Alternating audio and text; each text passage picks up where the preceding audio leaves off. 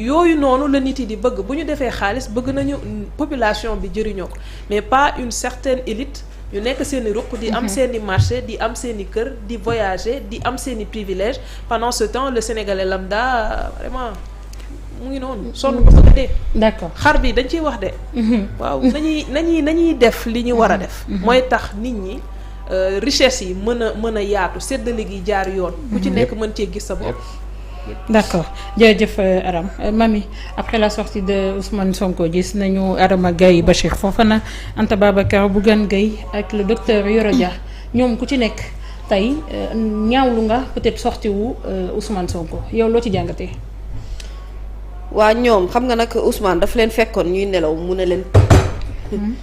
yow leen réew mi mu ngi dox ba tey. na la pegg yette xay na leen jóg leen café ak ci commencé na. waa kay. moomu la nduru rek. kii réveil bu brutal. yow est-ce que lire nga Bougane Gueye Dany texte bi mu bind. liiral ñu ko. ayca mën nga ñu ko liiral. xam nga lu tax ma bëgg la ko liiral. Bougane Gueye Dany mu ngi mel ni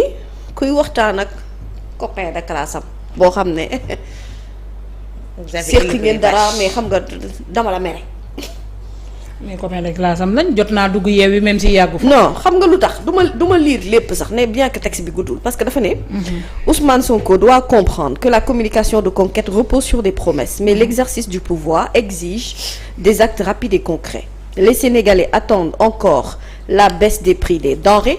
l'emploi des jeunes et la relance de notre économie. Les góorgóorlu restent préoccupés par la vie chère et la quête du mouton par ces temps durs dëgg la déglul fii nag. Quant à tes menaces envers les journalistes, c'est pitoyable. Cette presse t'a tiré des griffes de Macky Sall en mars 2021. Aujourd'hui, tu veux la liquider. C'est peine perdue. Les VAR continueront de te rappeler tes promesses et tes prises de position, tout oubliées au lendemain de ta victoire. taxawal ci opposant formule utilisée ci patron de presse. Formule utilisée tutoiement. D'accord. C'est ton ami que tu tutoies. Une personne, une autorité, même quand on lui parle,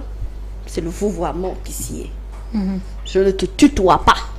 Je te tutoie Aram, te tutoie Ngoné, Nabou, parce que on a ces relations-là qui nous permet ñu mën a tutoyante. bu invité toogoon mu changé. Très bien. Donc xëy na peut-être il parle à son copain et puis il termine en wolof saa waay les priorités ne sont pas au grand théâtre réew mi dafa jomaay me dit-on moytul mu fay ci say loxo. Lii ça traduit la colère de Bougane Gueye Dany quand il écrit son texte. Et colère bi moom ngay ressentir également ci Anta Babacar Ngom un peu dans le même contexte. Mais Anta Babacar au moins est dans le vouvoiement dans son texte. À aucun moment tutoyewul utilisewul le tutoiement. Après elle a utilisé une formule en anglais pour insister tëjee fin de phrase am ak ay exclamation donc da ngay comprendre la tonalité de la personne qui écrit qui traduit la colère. Maintenant ñoom ils sont en droit d'être en colère parce que en tant qu'opposants ils peuvent apprécier positivement ou négativement le discours de Ousmane Sonko ça leur appartient seen sañ-sañ la mais dafa am lenn loo xamante ne ni pour man mooy argument bu léger bi xam nga Ousmane Sonko moom quand il va jusqu'à dire ci ndaje bi ne man damaa bëgg Sénégal am opposition mais na am opposition bu mel ni ñun mooy ne na am opposition d'idée boo xamante ne nii bu ñuy ñëw dañuy waxtaan ci ay chiffres sonal ñu comme ñun ni ñu sonalee woon gars yi il l'a dit textuellement ci mots yi donc bien évidemment il s'attend à ce que bu leen attaquer politiquement que ñoom ñu répondre sur le terrain politique. Maintenant l'argument bi nga xamante ne moom la ñëpp di basé wu fu mu nekk nii parce que j'ai l'impression que ñi opposé wu ñëpp benn argument la ñu am foofu la ñu jafandu te foofu la ñu bëggut a bàyyi. mooy lan mooy c'est le prétexte de la cherté de la vie. ñoom ñëpp ils sont presque unanimes ci boo leen di dégg ñuy wax ci loolu et loolu y a pas que les politiques hein même certains observateurs ba ci ñenn journalistes yi sax. bu ñuy défendre seen ay idée argument boobu la ñuy tegu te argument boobu Ousmane tontu na leen ci ndaje bi nee na leen njëg lu cher li du jomaay aussi njëg li cher li ñoom la. ñoom la et les gens semblent oublier qu'on a vécu 12 ans de régime yoo xamante ne nii réellement ñoom ñoo ñu xam loo xiif 12 ans de régime yoo xamante ne nii ils ont fait des promesses de baisse de prix ce qui n'a jamais été fait te bu concerné woon loyer bi rek arab grawul duma jooy mais annoncé nañ fi loyer tous ñebbe muy but-buti annoncé fi courant woyofal ñëw xaw ñoo faagaagal ndox moom n'en parlons même pas donc cherté de la vie nekkul ci bii kese cherté de la vie ci lépp la te aussi la réponse qu'il a donnée et c'est là où il est venu sur les grands axes de l'État en revenant même sur les filières sectorielles te wax na dëkk bi comment voulez-vous que dans ce pays un régime ñëw en 2 mois wàññil la dund bi donte moom moo la ko digoon ci ay promesses de campagne nga yaakaar ne c'est aussi faisable alors que yow bi mu toogee ba léegi yow li ngay gis rek mooy ne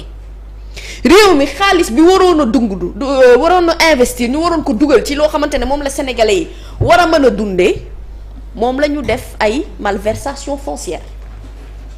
boobu xaalis moom la ñu caaxaanee ci réew mi ñii sàcc ñii bokk ñii yenu di dem suba boo xëyee rapport yi am lu mu génne ñu ne déet na waaye mu am maanaam ci wàllu foncier bi lu ñu fiy jot a découvrir et on parle à coup de millions et de milliards dans ce pays tu l'as dit tout à l'heure comment voulez-vous que dans un pays où il n'y a que le deal qui marche nit ñi di lekk ñoom ñu ñëw fekk fi loolu fekk fi sax daanaka ay jafe-jafe ci wàllum koom-koom ndax bu dul woon loolu kon ñoom du ñu lebi ay euro bo duñ ko soxla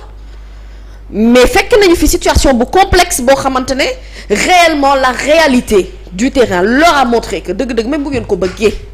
dafa am procédure bu ngeen war a mën a jaaree pour ñu yegg foofu waaw mais à quel moment on s'agrippe kon ci benn argument rek yaakaar ne mbir yi mën nañu ko changer en un claquement de doigts xam nga li am ba des lan la mooy ne ñoom ñëpp dañoo ngemb woon bëgg a bëri askan wi tànn mbër yi mujj ci làng ci biir mbër yu la mujj ci làng askan wi tànn roi des arènes ñu ne nag CNG dëgg-dëgg lu mu fi nekk te mu nekk organisation boo xamante ne dañ ko fay teg mu war a doxalub yoon moom CNG moom ci boppam bu bëggee organiser lu jëm ci wàllu secteur de la lutte bi foog mu saytuwaat ko xool les acteurs il a raison de dire que dans un pays où on n'a pas d'industrialisation on ne peut pas prétendre à un développement dans un pays où on ne peut même pas exporter bien au contraire on ne vit que d'importation mënuñu développer wu dans un pays où bu ñuy wax ci wàllu souveraineté alimentaire aujourd'hui il y a pas de secteur il y a pas de filière dëgg-dëgg dans ce pays que ça soit filière agricole que ça soit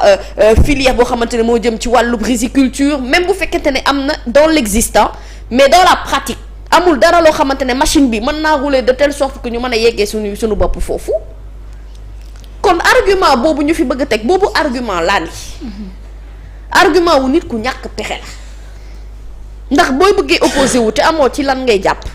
wala amoo lu dëgër loo mën a wan a wéeru mais pourtant aujourd'hui moi j'aurais été fière de voir ces opposants là qui écrivent des textes dénoncer tout ce qui s'est passé dans ce pays pendant 12 ans et qu'on a commencé à découvrir maintenant c'est-à-dire Bougane était où quand les rapports sortaient ñuy désigner fii ay nit yu dul jeex pourquoi le texte là n'est pas sorti Anta Babacar Ngom était où ñu ne dañ doon toog di xaar ba xam régime bi ñoom fan la ñuy liggéey ak fan la ñuy toll teel na nag pour ñu wax comme waxuñu woon boobu ba tey de toute façon il a annoncé et dit pour la 2e fois parce que waxoon na ko fan yële passé bi ñuy def seen campagne de nettoiement bi comme quoi que bientôt dinañu wan plan bi nga xamante ne moom la ñu fas yéene teg pour wàññi dundu askan wi mais dans ce pays là il n'y a pas que dund gi bien que dund gi lu important la il y a aussi un mode de fonctionnement il y a des projets yoo xamante ne moo ñuy conduire ëllëg à ce que ñun ñu mën a nekk benn pays boo xam ne pays bu indépendant lay doon boo xam ne du nekk wéeru sukkandiku ci France ak yeneen i réew pour war a mën a dund buy war a mën a permettre ñu mën a résoudre li nga xamante ne moom mooy dette yu bari yi ñu fi fekk yépp ak jafe-jafe yi ñu fi jot a fekk en fait cette politique politicienne ils se sont sentis tellement piqués si dañ leen a piqué ñu jam ko ñoom dañoo sentir ne lii vraiment kii daal kii man lay waxal kii li muy wax nii lii daf maa naqari donc man forcément damaa war a am envie tontu mais tontu bi dans sa légèreté à la limite il n'y a rien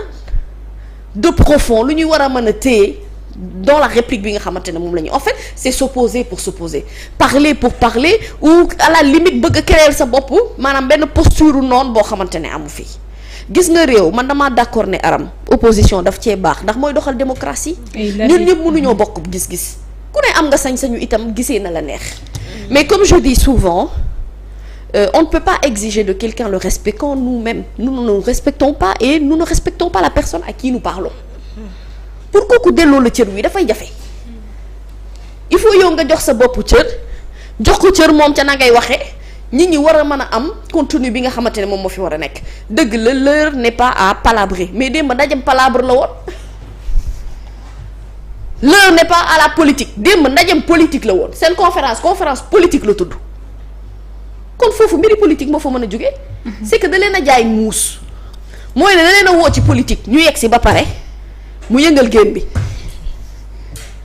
tontu ba tontu wala ñu war a tontu wax ba waxaale li mu bëgg a wax lépp jaarale ko ci politique